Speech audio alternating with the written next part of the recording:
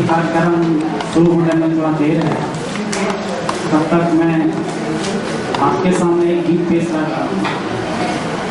और ऐसी तो आप सभी लोग जानते ही हैं, और नहीं जानते हैं तो फिर भी आपको मैं संक्षिप्त में जानकारी देना चाहता हूँ कि मैं बचपन से ही एक सांस्कृतिक कर्मी के रूप में रहा है, और इसी बीच विस्थापन के खिलाफ में, दमन के खिलाफ में और अन्य तरह के शोषण, जुल्म, अत्याचार के खिलाफ में मैं बचपन से ही गाना गाते रहा।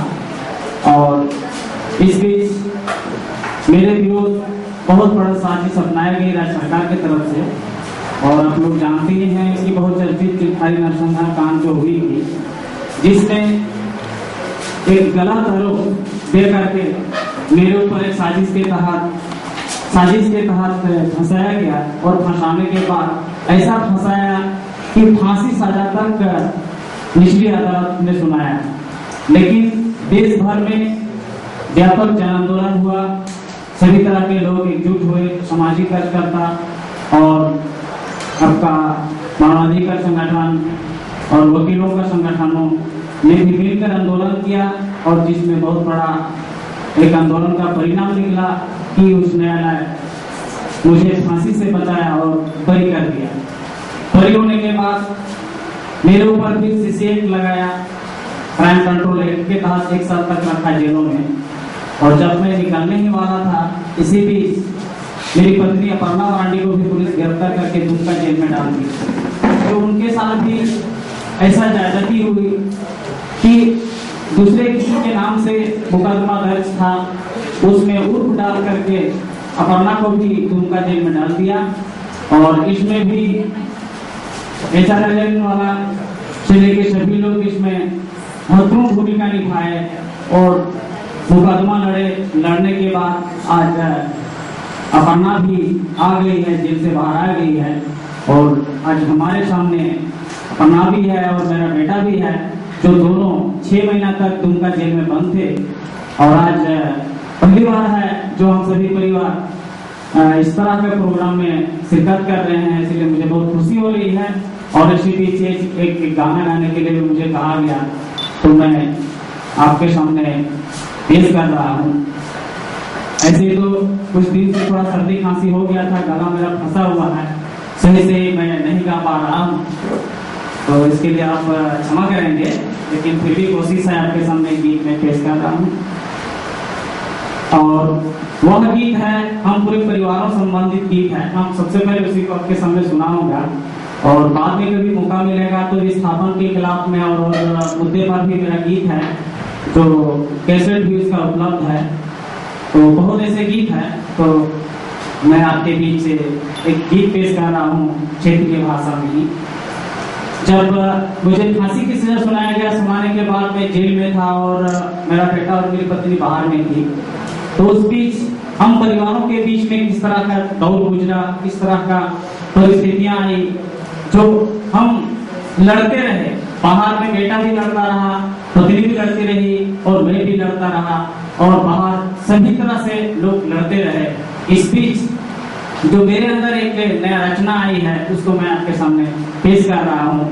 जो मेरा बेटा, छोटा बेटा आलोक जिसका नाम है, वो सवाल करता है अपनी माँ से, और विस्थापन के खिलाफ में, यहाँ के आदिवासियों के अस्तित्व को बचाने के लिए लड़ने वाले लोगों के साथ किस तरह राज्य स्टेट दमन करती है, और उसका सामना किस तरह लोग करते हैं छोटे बचपन से, बच्चे से। तो इसी पर आधारित गीत है, जो मेरा बेटा का सवाल है। माई के दुलार मिले, पापा के नहीं मिले है दुलार, माई के दुलार मिले, पापा के नहीं मिले है दुलार। कहिया ले मिले मोरा, पापा के दुलार है, पापा के दुलार।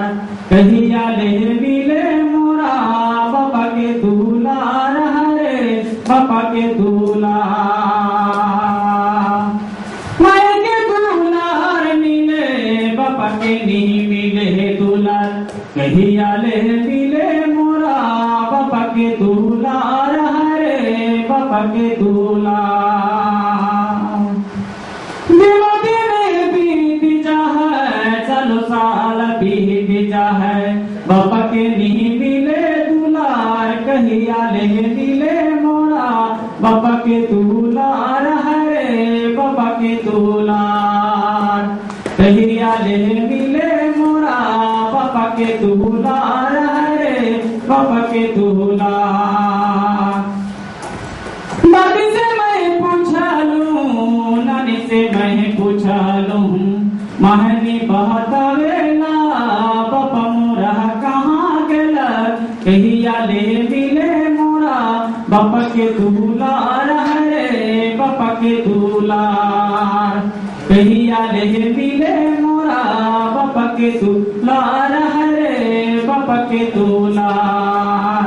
मैं के अंचार धरे ही देखो जे चलूं बाबा मिले जेल में फांसी के दहलीज में बाबा मिले जेल में फांसी के दहलीज में कहे लगी दिलई मोरा बाबा के फांसी है बाबा के फांसी कहे लगी दिलई मोरा बाबा के फांसी है बाबा के फांसी। सच बोले सच लिखे मुक्ति के गावेगी सच बोले सच लिखे मुक्ति के गावेगी सहले खाड़ा भले फांसी के दहलीज पिता फांसी के दहलीज में सहले खाड़ा भले फांसी के दहलीज पिता फांसी के दहलीज में सहले खाड़ा भले फांसी के दहलीज पिता फांसी के दहलीज में सहले खाड़ा भले फांसी के दहलीज पिता फांसी के दहलीज में।